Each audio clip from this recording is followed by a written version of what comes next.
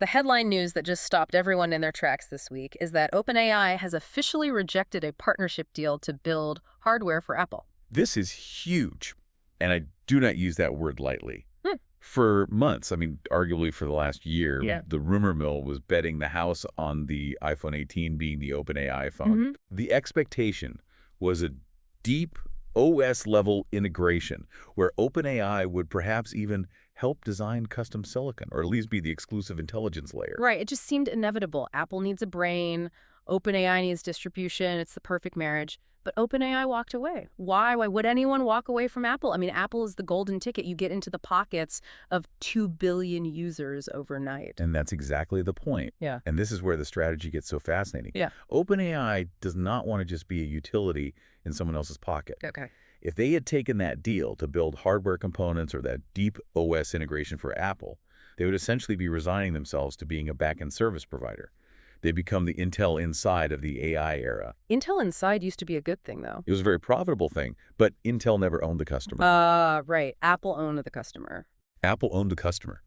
And OpenAI's leadership, and this just speaks volumes about their confidence, they clearly believe they are not a component supplier. They are a platform. The rejection suggests that OpenAI has its own hardware ambitions.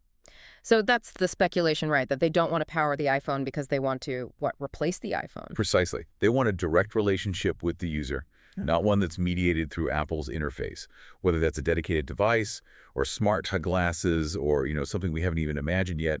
They want to own the ecosystem. They looked at the Apple deal and they saw a ceiling. They want the sky. Wow. That is a massive, massive gamble, but it leaves Apple in an incredibly tight spot. Oh, a terrible spot. They need a frontier model to make Siri competent. I mean, let's be honest, Siri has been lagging for a decade. So OpenAI walks. Who did Apple turn to? They pivoted to their old rival. Apple has officially chosen Google Gemini to power the next generation Siri. The frenemy dynamic is alive and well. This is just wild because Apple and Google have been at each other's throats over privacy and search for, 15 years? It's the ultimate pragmatic move. Apple is swallowing its pride to stay competitive. They know their internal AI efforts, Ajax, Apple Intelligence, whatever they're calling it this week. Right. They aren't catching up fast enough to the GPT-5 or Gemini 1.5 ultra-class models. Right. But the details here are really what matter. Reports are indicating it's a white label experience. Well, label. Okay, let's clarify that for everyone listening.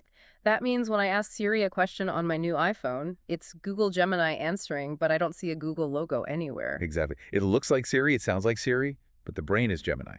Apple licenses the intelligence but keeps the branding. It allows Apple to pretend the magic is theirs while Google gets the data and, of course, the licensing fee. And for Google, this has to be a massive, massive win. It's the ultimate validation. I mean, think back to 2023 and 2024. Google had such a rocky start in these AI wars. Oh, yeah, they were seen as lagging, bureaucratic. Stumbling with those early Bard demos. Now, in 2026, Google Gemini is the engine room for the world's most valuable device maker. They have effectively won the platform war for this cycle. It's just incredible. Apple provides the skin, Google provides the brain.